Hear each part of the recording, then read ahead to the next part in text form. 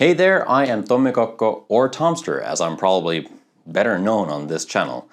And this year I took part in the Great Guitar Build-Off 2022.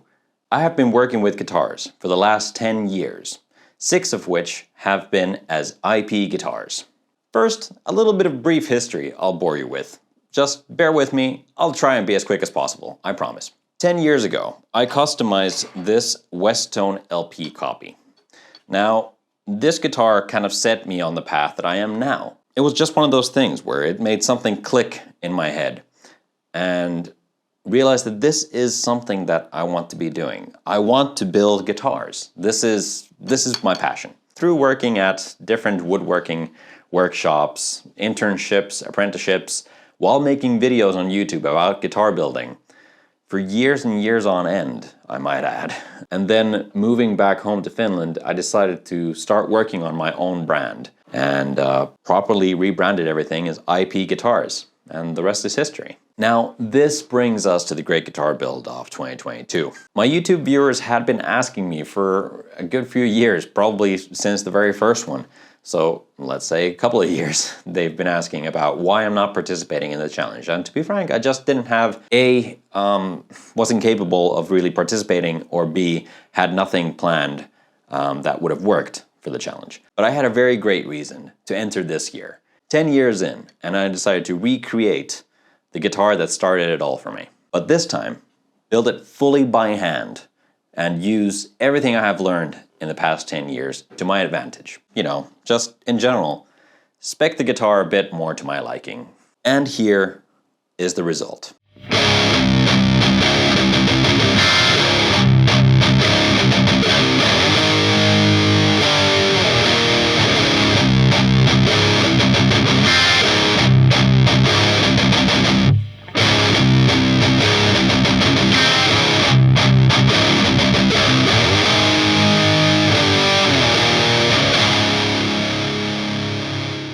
This was, without a doubt, an absolute blast to work on, and more than anything, it has shown me in a very concrete way how much I have learned in all the years of just working on guitars, not let alone building things by hand, while still, you know, doing the majority of the building in my spare bedroom in an apartment, renting some hours to do the bigger things at a makerspace. This guitar features a flamed birch top and back headstock plate, and these planks of birch were something that my grandparents had in their garage for I have no idea how many years, but it was just like this gray, horrible looking plank, and I had a feeling about it. I was like, I want to see what's in there. I planed it up, and it turned out to be some of the most beautiful flamed birch that I had seen in a very long time. The top features some very biomechy hand-carved elements to it. On the original, these were created with chisels that my grandfather gave me. And honestly, after working on the original guitar, I quickly realized that woodworking is what I want to do, and more specifically, of course, guitar building. And that was the thing that made me apply to a woodworking school. I got in and graduated and everything, and really, I have my grandfather to thank for that. So this is somewhat, in a way, also a tribute to his memory. Because it is what set me on this path, really. From showing me how to use some chip carving chisels when I was a little kid, to me forgetting them for years, and then picking them up in 2012 again, carving a guitar, and yeah, got me here. Moving on, this has a mahogany body sandwiched in between the two flame birch pieces, a 3-piece flamed maple neck, with an ebony fretboard with flamed birch binding. And to be honest, I still have absolutely no idea what the body on the original is made of. It's just, I have no clue, and there's no information about it online. It says mahogany, but that definitely ain't. I just went with what the Westone spec is supposed to be, which is a mahogany body, and, you know, it fit the theme very well. The ebony fretboard was definitely a must-have to replace the rosewood one on the original, and it features probably one of the biggest changes in design when it comes to comparing these two. I did away with the inlays of the original because, let's be honest, those were the very first inlays I did Yeah, I had no idea what I was doing, and they didn't turn out that great. So this time, there's a lot going on, so I just decided that less is definitely more. This mother of pearl and abalone inlay still has that yin-yang feel to it, and pays homage to Japanese building techniques with the shattering of the abalone and fixing it up with brass powder, much like you would get with the Japanese technique kintsugi, where you fix broken things with gold.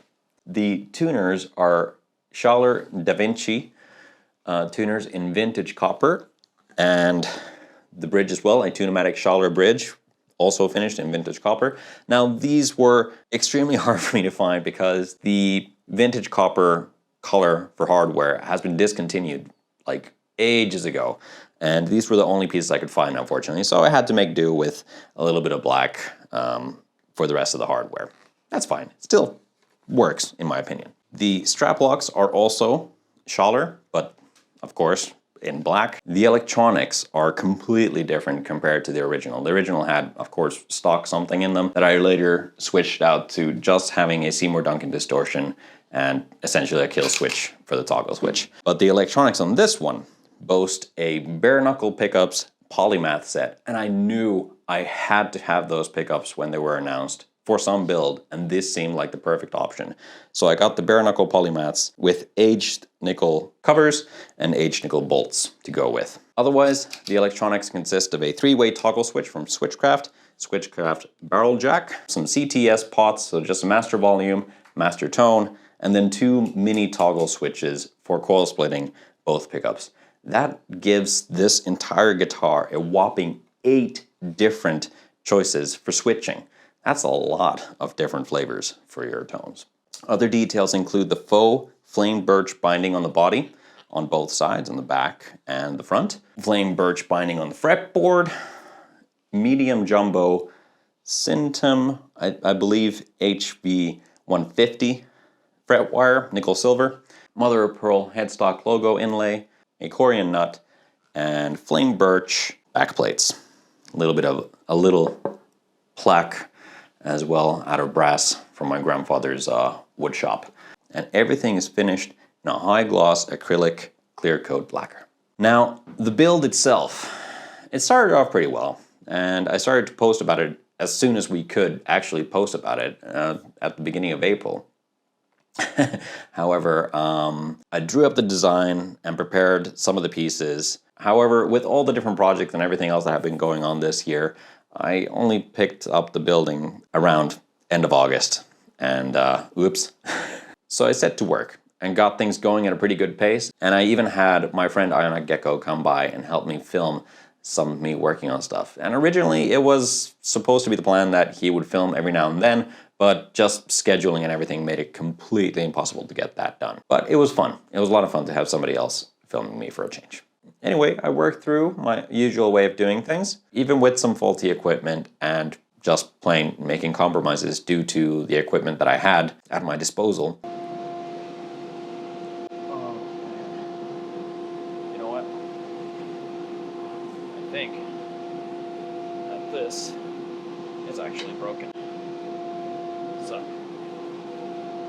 we'll need to thickness everything on the drum set, which is a pity. It's gonna take forever. Oh, okay. Well, not gonna use that then. That is a bummer. The blade snapped on the smaller bandsaw, which would have been better for the curves, but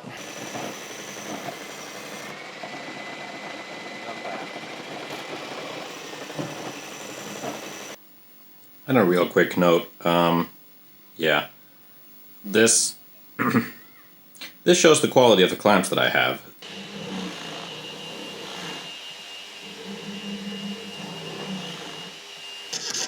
Oh, once again, my clamp seems to be the issue. It's not locking.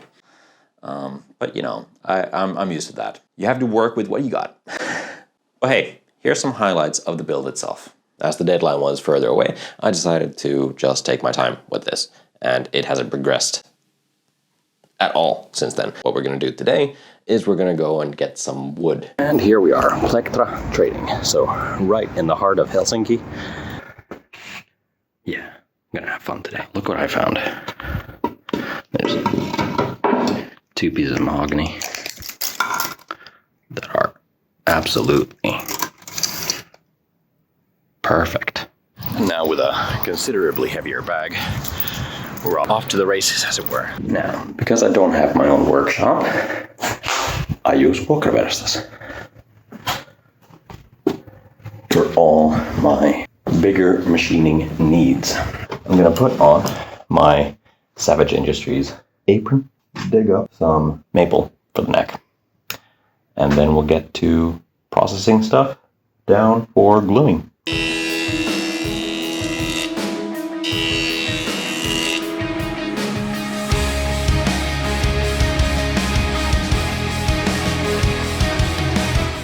As there aren't any proper end vices at any point, I'm gonna have to use bench dogs,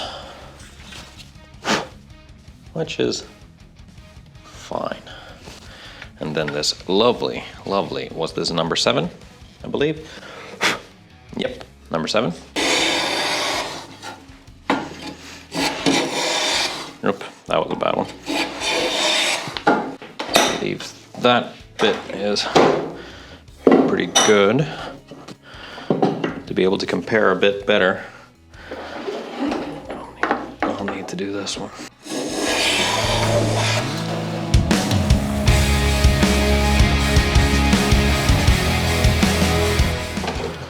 Yep, that's good.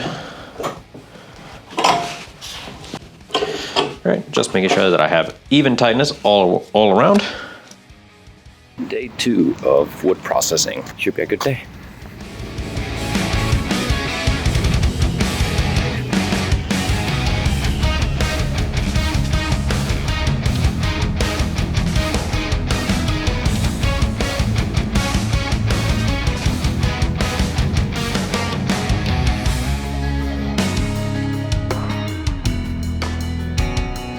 Got off the bus now and almost at the workshop. Now, looking at the time it took me to travel from my front door to the workshop, it's about an hour and 20 minutes or so.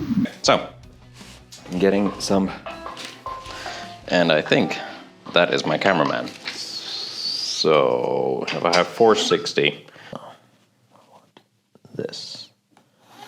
Great. All right, let's go cut that out.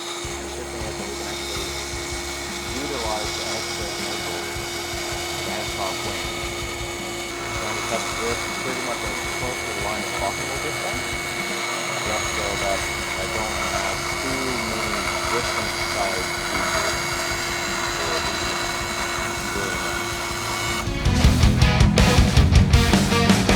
I don't have a template for it, nor am I going to bother to make a template for it because I'm not going to make any more of these because Gibson will probably sue me. All right. Let's go chop some stuff up.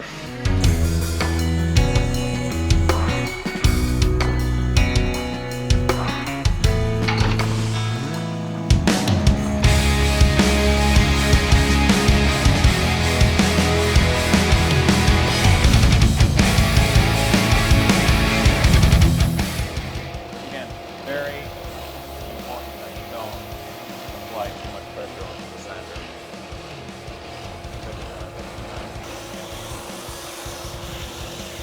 Put this in.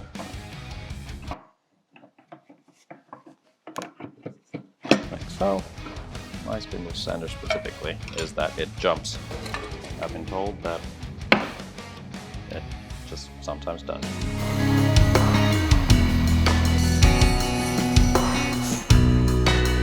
Now this is again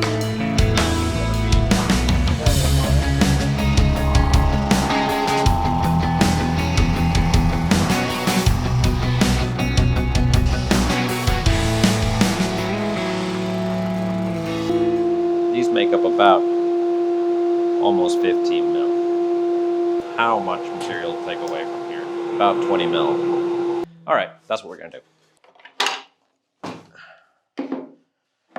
Yeah, the issue is that there's so much material to kind of like remove that there's no point in sanding it because it's just gonna take forever and I don't really have time for that.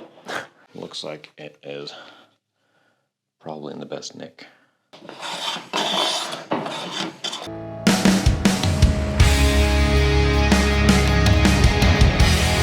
And you do need to keep in mind that you're putting glue on both glueable surfaces. Again, rub the joint, minimize slippage. I'm literally using all the clamps I have at my apartment, which is not a lot, admittedly. Everything looks good.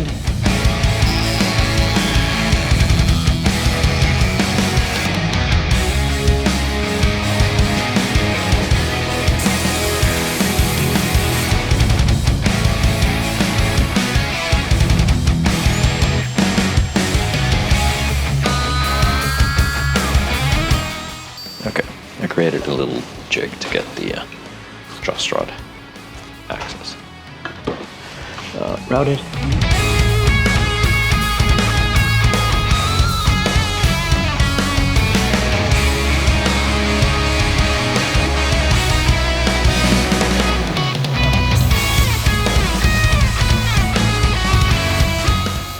Gonna be using one of my favorite cutters, which is the Radiant Tools 3 flute 8mm, and it's incredible. Leaves such a good finish.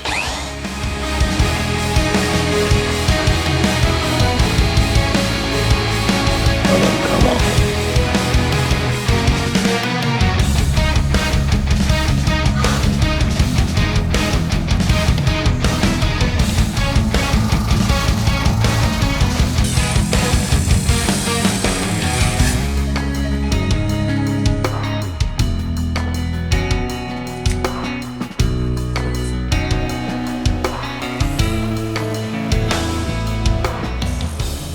So 34.28, so that leans more toward 34.3, sorry, 35.3, but 35, there. And 68.587, 8.58, so that's a little bit over 5. Then I just need to score the wood a few times with the scalpel to get my line.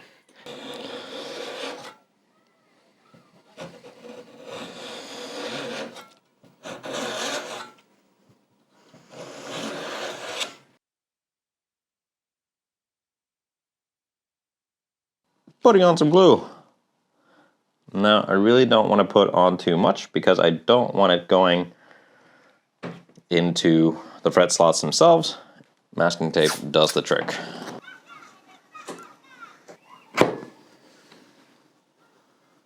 Didn't quite get it all the way through.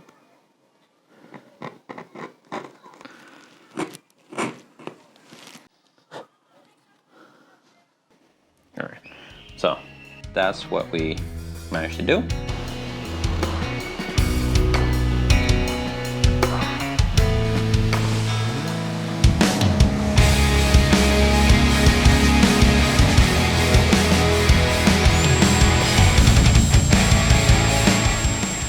Now I'm paranoid that I've put glue on the wrong sides, but I'm good.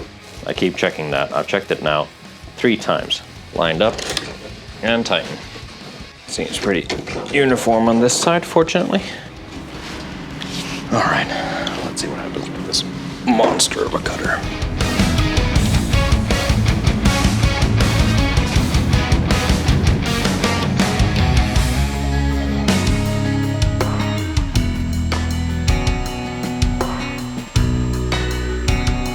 There. I'm gonna add one more clamp there, just to be sure. There we go. Glue is spilling out evenly.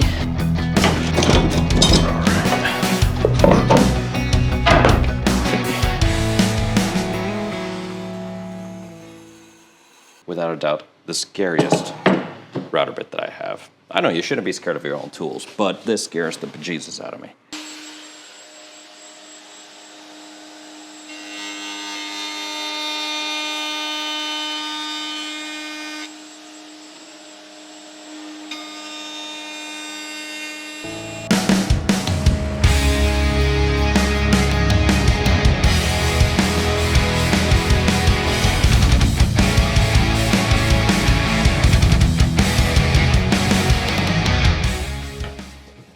goes.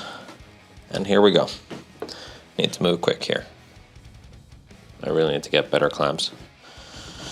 Even amount of glue coming out on this side. Even amount of glue coming out here.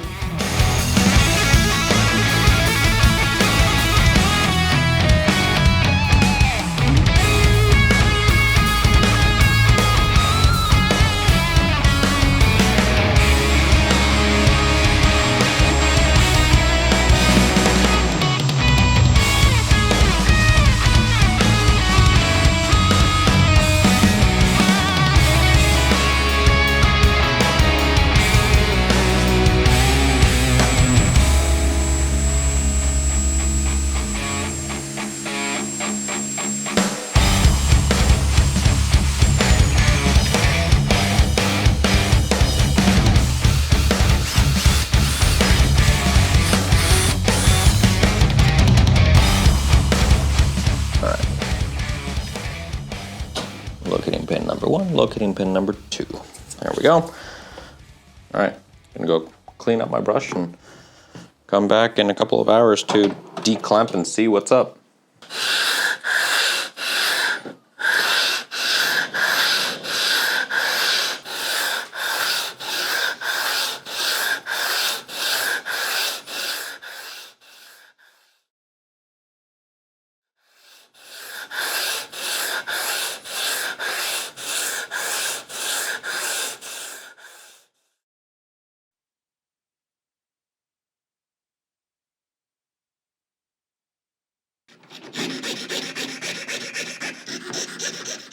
There we go.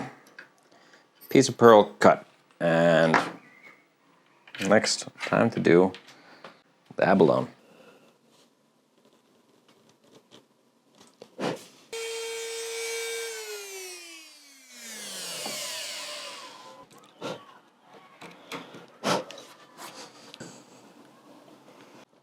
Do want it to break a little more in there.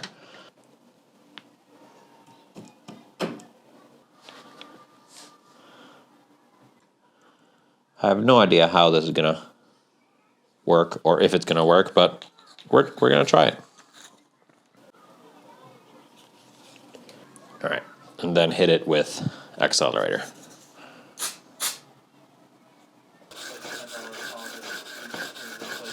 I'm really pleased. Let's try and focus on that, shall we? It's got cracks in it. Those are filled with gold.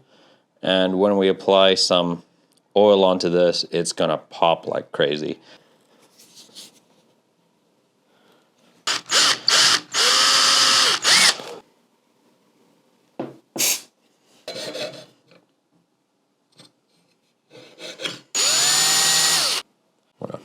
Really get it all up in there, dollop of glue.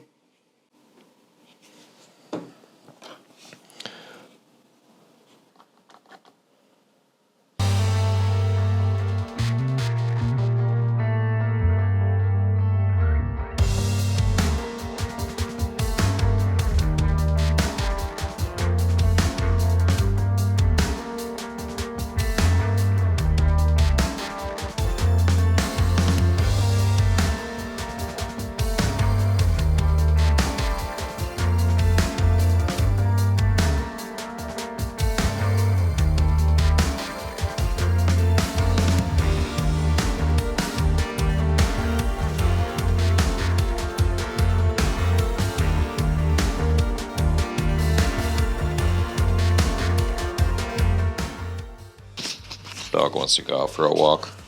Do you want to go out for a walk? All right, we'll go.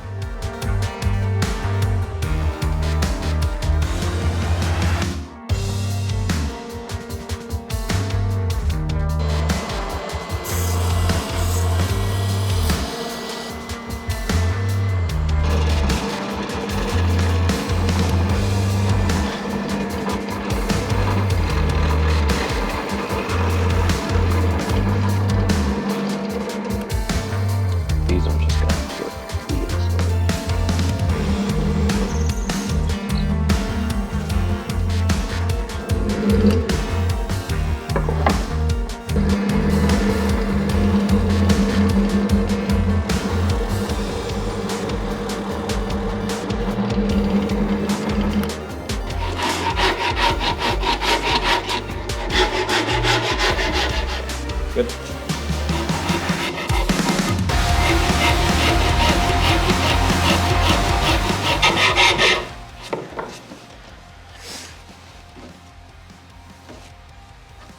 Great. Now I'm gonna flatten out this bit right here to join these two pieces, and then I'm gonna start working in the shape. So I'm just gonna time lapse this and enjoy the work.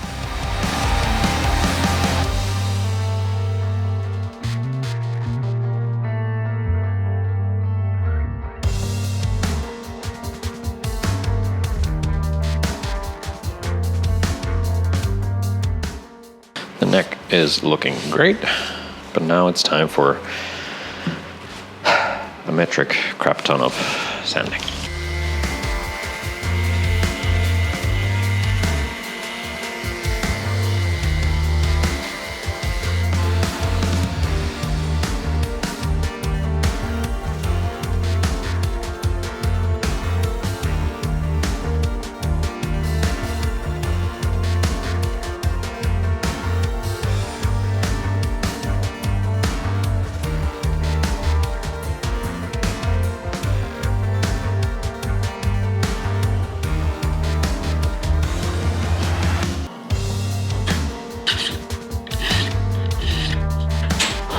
There, nicely cleaned up.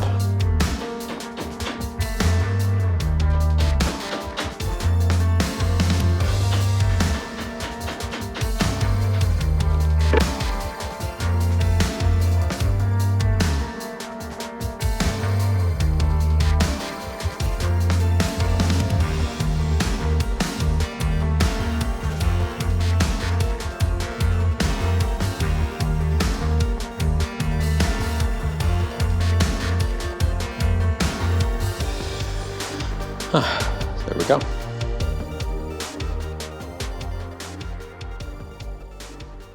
One fret's worth of waste from all this is not too bad.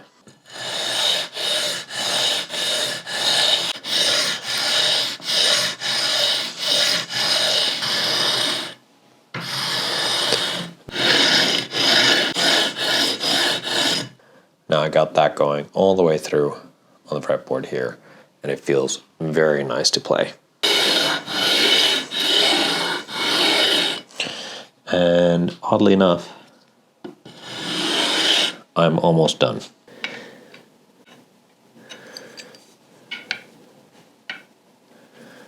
Ever so slightly there.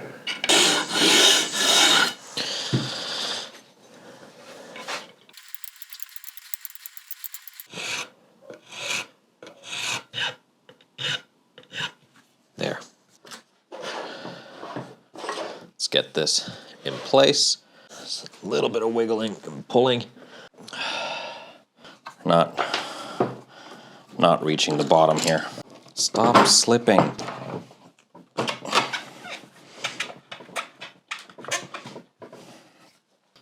Okay, new try. I think we did it. Oh, I'm gonna go have a cup of coffee to wind down and relax with. Just hope there's space for the pickup.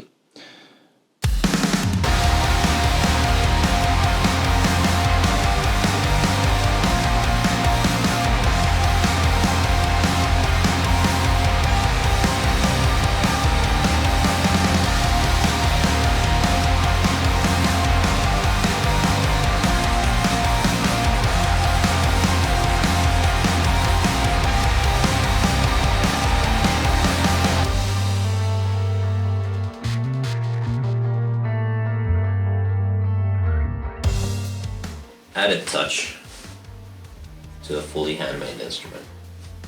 Odd and funny. So there we go, 0029. Woohoo! Everything's sanded. Let's get to staining. Let's do this.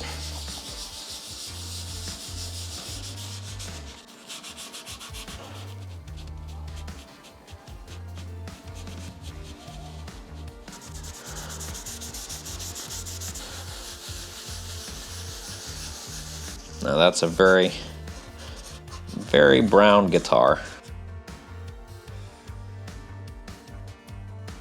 This will look very vibrant for a little bit.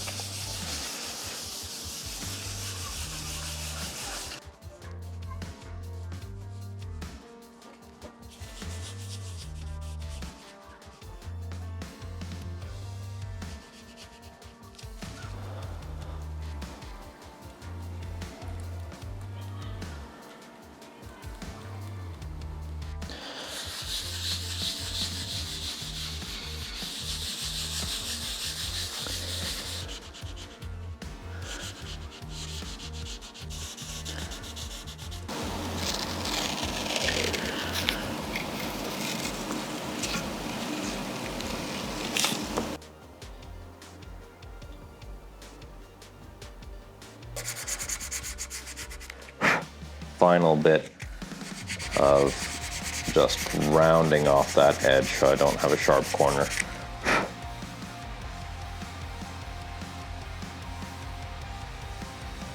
So I'm gonna pack this up in a case and head to the workshop. Which, yeah, really need to get going. All right, see you there in a bit. All right, we are here at the lovely Vuokraversta's spray booth, spray room.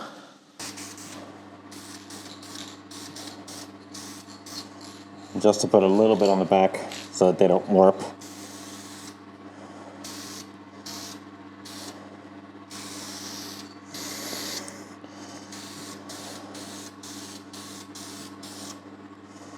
Very light coat to begin with.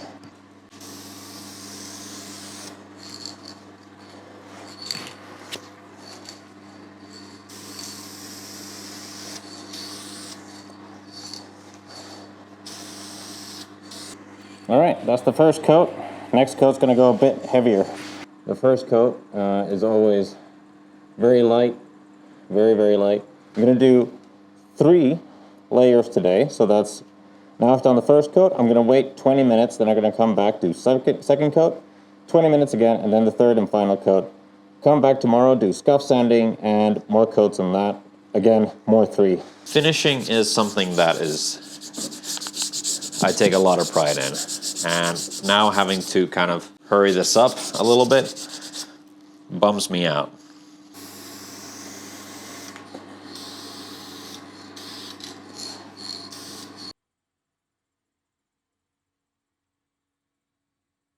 Need to do the fret work, need to make the nut, and then all the fretboard, put it all together, set up, intonation, electronics, of course.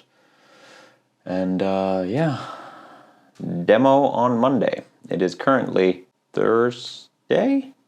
I want to say it's Thursday. I've lost track of days.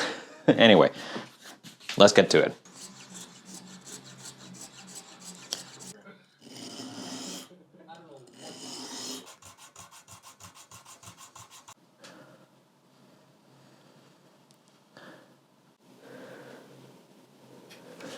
There.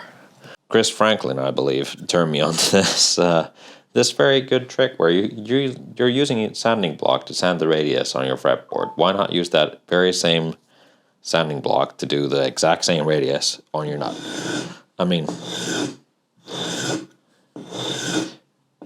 it's kind of a given that you would do this, and I had not even thought about it.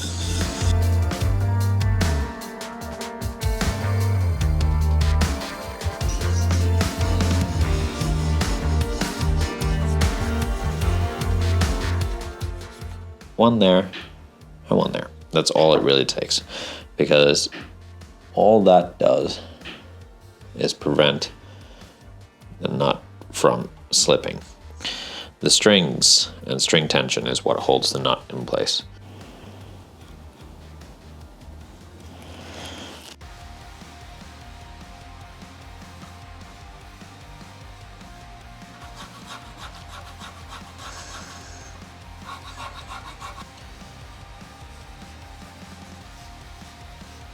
Oil on the inlay. Let's make that pop.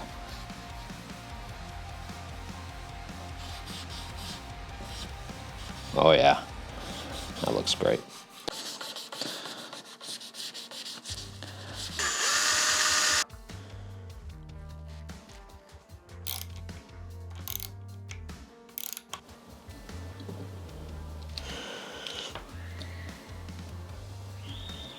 Red will be the neck.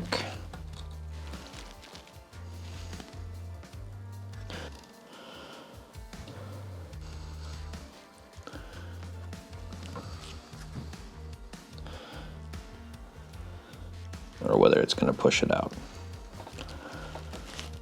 I think it might push it out. All right, but we'll find out in a second here.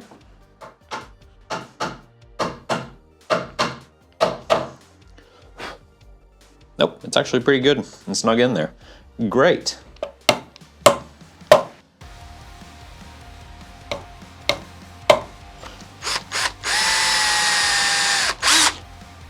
press it down, and tap it in place.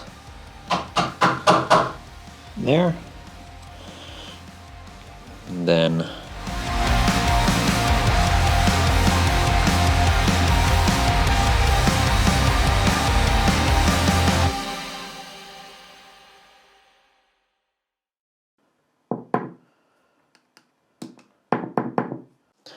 master volume, master tone, coil split for the neck, coil split for the bridge, barrel jack, and 3-way toggle.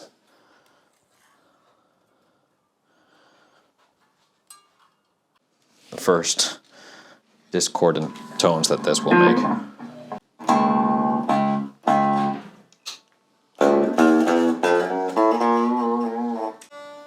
Tune the 2 highest strings so that I can get my intonation going. All right, so the bottom of the string at 1.5 mil. How about for you, good sir? You need to come up. Move the saddle ever so slightly forward. Move the saddle backwards.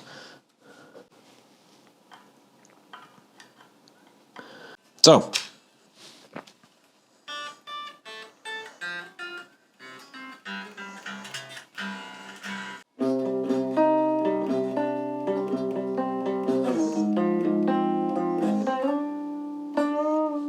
yeah, all right. Enough of that, and let's go demo this with someone who actually knows how to play a guitar. So,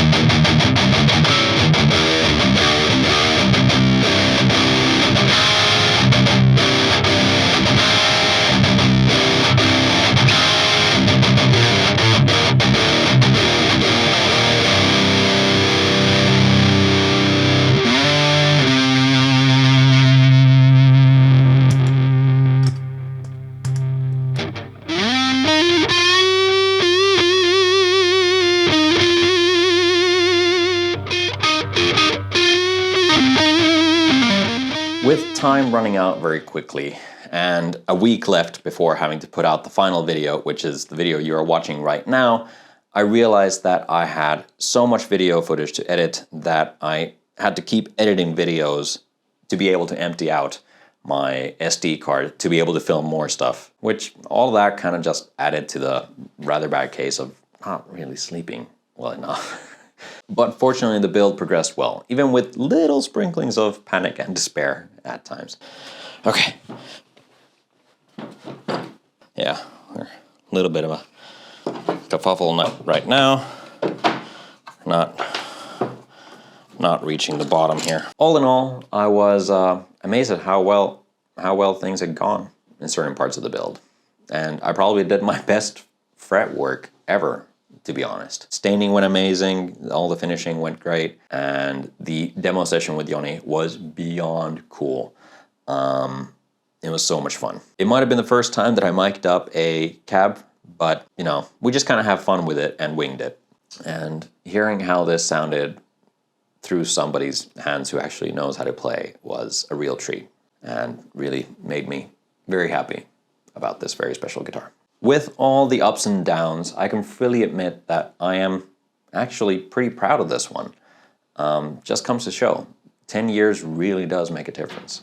Thank you so much for watching my video on my entry to the Great Guitar Build-Off Scratch Build category. Please be sure to support what I do by subscribing to the channel, hitting like, the bell, and commenting down below on what you think about this and how do you think I fared, all in all.